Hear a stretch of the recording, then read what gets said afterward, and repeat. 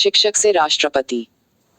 3 मई 1969 को मैं सवेरे 7:30 बजे अपने पढ़ने के कमरे में बैठी थी कि फोन की घंटी बजी। सचिव सुधाकर ने राजदूत श्री पेराला रत्नम को बताया कि प्रातःकाल के पहले बुलेटिन में समाचार आया है कि राष्ट्रपति जाकिर हुसैन की मृत्यु हो गई है, अचानक दिल के दौरे से।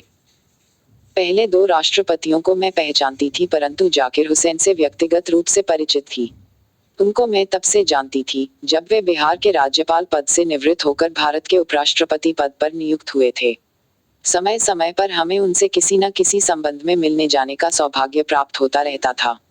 जाकिर साहब की जन्मभूमि इटावा थी, उत्तर प्रदेश की भूमि, गंगा यमुना नदी की भूमि। शायद उनसे मिलते समय मेरे मन में जो प्यार उमड़ता था वह एक ही प्रदेश की मिट्टी बोलती थी। कुछ बातें हैं उनकी जो भूली नहीं जा सकती। गांधी जी पर उनका एक लेख छपा था, या शायद यह वह भाषण था जो उन्होंने उपराष्ट्रपति बनने के बाद दक्षिण भारत हिंदी प्रचार सभा के 30वें दीक्षांत समारोह के अवसर पर मद्रास में दिया था। भाषण क्या था? रंग बिरंगे बेशकीमती टुकड़ों की पिच्चीकारी से सजा दुर्लभ कला चित्र, जिसमें भारत की विभिन्नता से चमत्कारी अंशों को लेकर उनसे भारत माता के मुकुट को सजाया गया था। राजेंद्र बाबू देवता स्वरूप थे, उनके पास बैठते ही ज्ञात होने लगता था कि हम कितना भी उनके निकट बैठे, उनका आसन हमसे एक अंगुल ऊंचा ही रहेगा। बापू की अहिंसा को पूरे रूप में उन्होंने अपने आप में उतारा था। राधा कृष्णन तेज धार पर कटा हीरा थे, जिधर से भी वे दिखाई देते चकाचौंध कर देते थे, और डॉक्टर जाकिर हुसैन के पास बैठने से आत्मीयता का अनुभव होता था। ऐसा लगता था कि हम रक्त मांस से बने किसी अपने ही सगे के निकट बैठे हैं। इस आत्मीयता और विश्वास का एक कारण जाकिर हुसैन साहब की भाषा भी थी। हमें उनकी और अपनी भाषा में कोई फर्क नहीं लगता था।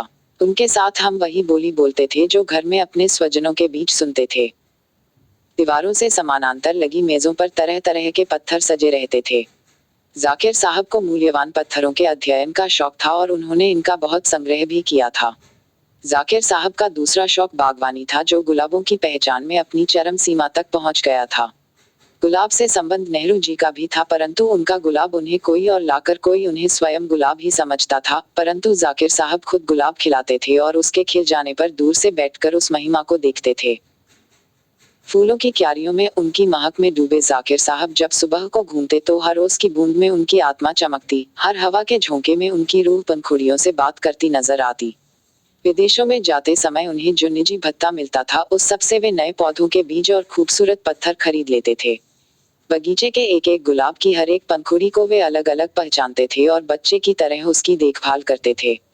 उनके गुलाबों की रखवाली करने वाला एक माली मर गया तो बेगम से उसके बारे में बातें करते हुए रो पड़े।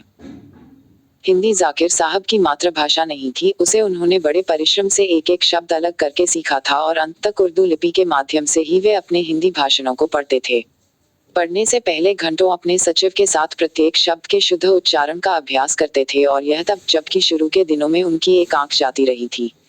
रुपए के अभाव में उसका इलाज न करा पाए थे। जाकिर साहब ने हिंदी सीखने के लिए अपने सामने गांधी जी का आदर्श रखा था। अपने एक भाषण में उन्होंने कहा था, उन कामों में जो उस महात्मा ने अपनी दूरदृष्टि से हमारे देश के लिए किए, एक हिंदी प्रचार का काम भी था। हिंदी गांधी जी की मातृभाषा नहीं थी, फिर भी उसे इसलिए फैलाना चाहा था कि उनके विचार में 2 बातें साफ थी। एक तो यह कि देश में जो एकता अंग्रेजी भाषा के द्वारा दिखाई देती है वह उस वक्त तक ही चल सकती है जब तक कि थोड़े से लोग पढ़ना लिखना सीखते हैं और उसके जरिए अपने को औरों से ऊंचा करके उनसे अलग थलग एक विदेशी का जीवन बिताते हैं। जब देश आजाद होगा और हर बच्चा लिखना पढ़ना सीखेगा तो वह लिखना पढ़ना विदेशी भाषा में नहीं हो सकता, देश की भिन्न भिन्न भाषाओं में होगा, और होना भी चाहिए। गांधी जी ने अलग अलग भाषाएं बोलने वालों को मिलाने के लिए हिंदी जबान को चुना और फिर इरादा किया कि इसे फैलाएंगे। हिंदी अच्छी नहीं बोलते थे, पर हिंदी ही बोली और इसके माध्यम से लोगों के दिलों के अंदर बस गए। जाकिर साहब के बारे में कुछ बातें अविस्मरणीय हैं। 13 मई 1967 को राष्ट्रपति का पद संभालते हुए उन्होंने कहा था, सारा भारत मेरा घर है, मैं सच्ची लगन से इस घर को मजबूत और सुंदर बनाने की कोशिश करूंगा ताकि वह मेरे महान देशवासियों का उपयुक्त घर हो जिसमें इंसाफ और खुशहाली का अपना स्थान हो। उनकी विनम्रता ऐसी थी कि उन्होंने कहा था, मैं स्वीकार करता हूं कि हमारी जनता ने इस उच्चतम पद के लिए निर्वाचित करके मुझ पर जो विश्वास प्रकट किया है उससे मैं बहुत प्रभावित हुआ हूं। यह भावना इस वजह से और भी प्रबल हो जाती है कि भारत के महान सपूत डॉक्टर राधा कृष्णन के बाद मुझसे इस पद को संभालने के लिए कहा गया। मैं उनके कदमों पर चलने की कोशिश करूंगा, लेकिन उनकी बराबरी कैसे कर सकूंगा। भारत के वे असली सपूत थे, इसका सबूत उन्होंने पदारूढ़ होने के एक दिन पहले तब दिया जब वे दिल्ली में श्रृंगेरी के जगत गुरु स्वामी शंकराचार्य से भेंट करने गए। जगत गुरु के सामने पुष्प और फल रखते हुए उन्होंने कहा था, आपका आशीर्वाद चाहिए, और शंकराचार्य ने राष्ट्रपति के सिर पर हाथ रखकर उन्हें आशीर्वाद दिया था। ऐसी ही एक और घटना याद आती है। उपराष्ट्रपति निवास के अहाते में एक दिन सवेरे घूम रहे थे तो देखा कि माली के घर में कीर्तन हो रहा है। फिर क्या था, टहलते हुए उधर चले गए और सबके साथ एक कोने में दरी पर बैठ गए। जब कुर्सी लाने के लिए कहा गया तो बोले, भगवान के घर में सब बराबर होते हैं, और दरी पर ही बैठे रहे। पटियाला में पंजाबी विश्वविद्यालय में गुरु गोबिंद सिंह के संस्थान की नींव रखने को आपसे कहा गया तो बोले, आपने मुझसे इस पवित्र संस्थान की नींव रखने को कहा है। इससे मुझे याद आता है कि अमृतसर में दरबार साहब की नींव डालने के लिए भी एक मुसलमान को ही बुलाया गया था, और यह कहते कहते उनका गला भर आया, आंखों से आंसू बहने लगे। बड़े बड़े योद्धा सिख सरदार श्रोताओं की भी उस समय आंखें भर आईं। अपने साफ सुथरे सुरुचिपूर्ण खादी के कपड़ों और सुरुचि से संवारी सफेद दाढ़ी के बीच चमकते हल्के गुलाबी गौर वर्ण मुखमंडल से जाकिर साहब प्रेम और आत्मीयता में गांधी जी के अंतिम उत्तराधिकारी नजर आते थे। देश के आने वाले बच्चे बापू को भूल न जाएं, इस संबंध में उन्होंने एक बार कहा था, आप आज्ञा दे तो इस अवसर से लाभ उठाकर गांधी जी के संबंध में कुछ आपसे कहूं। उनको जानने और समझने से उनके काम को समझना और उसमें जी जान से लगना जरा सरल हो सकता है। यह इसलिए और भी करना चाहता हूं कि अब दिन पर दिन उन लोगों की संख्या घट रही है जिन्होंने गांधी जी को देखा था, उनके साथ काम किया था, उनके बताए हुए रास्ते पर चले थे। जब वे दुनिया से गए तो ये लोग बच्चे थे, बहुत से पैदा भी नहीं हुए थे। उनकी गिनती अब दिन पर दिन बढ़ती ही जाएगी। नया काल होगा, नए हाल होंगे, नए जंजाल होंगे। ऐसा न हो कि यह नई नस्ल गांधी जी और उनके कार्यों की तह में जो विचार थे उनको भुला बैठे।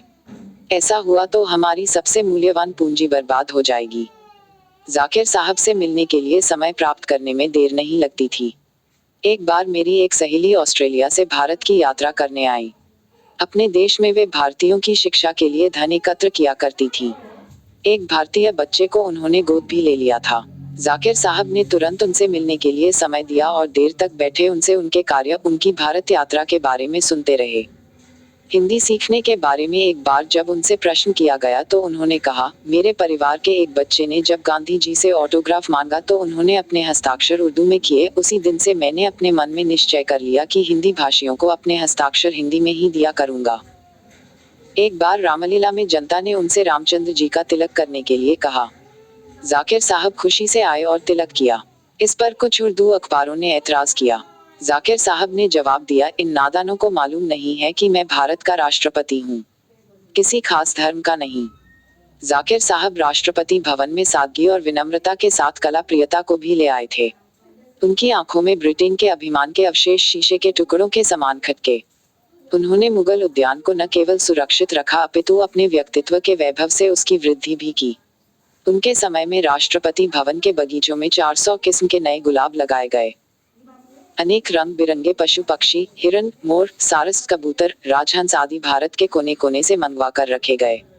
जानवरों से उनका प्रेम इतना घनिष्ठ था कि राष्ट्रपति भवन में उनके साथ उनका प्रिय तोता, मैना और गाय भी आए थे। गांधी जी की शिक्षाओं का अनुसरण करते हुए उन्होंने बुनियादी तालीम के लिए दिल्ली में जामिया मिलिया की नींव रखी थी और अरसे तक बहुत ही कम वेतन पर उन्होंने इस संस्था की सेवा की थी। और चूंकि जामिया के पास पैसे बहुत कम थे, वे हर महीने अपनी तनख्वाह कम करते गए थे और 75 रुपए पर आकर रुके थे। काम वे इतना अधिक करते थे कि एक बार जब घर वालों ने उनको आराम करने के लिए कहा तो उन्होंने जवाब दिया, आराम कैसे करूं, तनख्वाह तो काम करने की लेता हूं। हमारे देश में बहुत बोलने और भाषण देने की जो बीमारी है, इसे वे सख्त नापसंद करते थे। कहते थे, ईश्वर ने बोलने के लिए मुंह एक दिया है और सुनने के लिए कान दो, इसलिए हमें सुनना ज्यादा चाहिए, बोलना कम। उन्होंने कभी अनावश्यक भाषण नहीं दिया।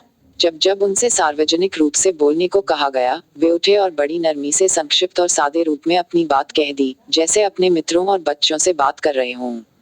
शिक्षा मंत्रियों के एक सम्मेलन में उन्होंने कहा था, ऐसा लगता है आजादी के बाद से हम लोगों ने या तो उद्घाटन किए हैं या फिर भाषण दिए हैं। मैंने तय किया है कि अगर मुझसे बन पड़ा तो भविष्य में कोई उद्घाटन नहीं करूंगा। यह मैं जानता हूँ कि आप लोग मुझे छोड़ेंगे नहीं, मुझे तो यह भी डर है कि कहीं आप लोग उद्घाटन कला पर भी कोई सम्मेलन न कर बैठे और उसका उद्घाटन करने को भी आप मुझसे कहें। बुद्ध जयंती उद्यान में एक बार वन महोत्सव पर उन्होंने कहा था, पेड़ की सबसे बड़ी विशेषता यही है कि वह चुपचाप खड़ा रहता है और सबको फल और छाया देता है। भारत को आज चुप नेताओं की जरूरत है। उन्होंने लिखा और बहुत लिखा। जर्मनी जाकर उन्होंने वर्षों शिक्षा और अर्थशास्त्र की बारीकियों का अध्ययन किया था। उनकी कछुआ और खरगोश वाली कहानी हम सबके लिए बहुत महत्व रखती है। उनका खरगोश सोता नहीं, मंजिल पर पहुंचने से पहले उस पर एक शिकारी कुत्ता आक्रमण कर देता है। अंत में दोनों में से कोई भी नहीं जीतता। जिंदगी में हार जीत का जितना महत्व है उतना ही महत्व साथ साथ चलने का है। जाकिर साहब ने हमें यह समझाने की कोशिश की पर हम नहीं समझे। इसी कहानी में एक व्यक्ति जटिल संस्कृत बोलता है तो दूसरा उससे बढ़कर ऊंट की बलबलाहट जैसी पेट की तलहटी को उलट कर रख देने वाली अरबी बहुल उर्दू बोलता है। दोनों ही जनता से दूर हैं। आसमान में सबके लिए जगह है, पंडित, उलेमा और उसके लिए भी जो इन दोनों से दूर केवल अपनी जरूरत की बात कहना चाहता है। संस्कृत की सीमाओं को छूती हिंदी और अरब फारस को पार करती हुई उर्दू दोनों ही आपसी दौड़ में जीतने वाली नहीं हैं। दोनों ही रहेंगी और अपने अपने क्षेत्र की शोभा बढ़ाएंगी, परंतु साथ ही साथ आसमान की बहुत सी जगह उन भाषाओं को भी देनी पड़ेगी जिनमें अरबी, फारसी, अंग्रेजी, तमिल, रूसी सभी भाषाओं के शब्द हैं और जो लोगों की जरूरतों को पूरा करती हैं, उनके दिलों का भार हल्का करती हैं, दुख के आंसू पोंछती हैं और खुशी में हंसी की फुहार छोड़ती हैं। जाकिर साहब के संपूर्ण व्यक्तित्व में, उनके हर काम में हमें उस भारतीय भाषा के दर्शन होते थे। भारतीय संस्कृति की इस अनूठी हस्ती के धरती से उठ जाने पर सैकड़ों श्रद्धांजलियां प्रस्तुत की गईं।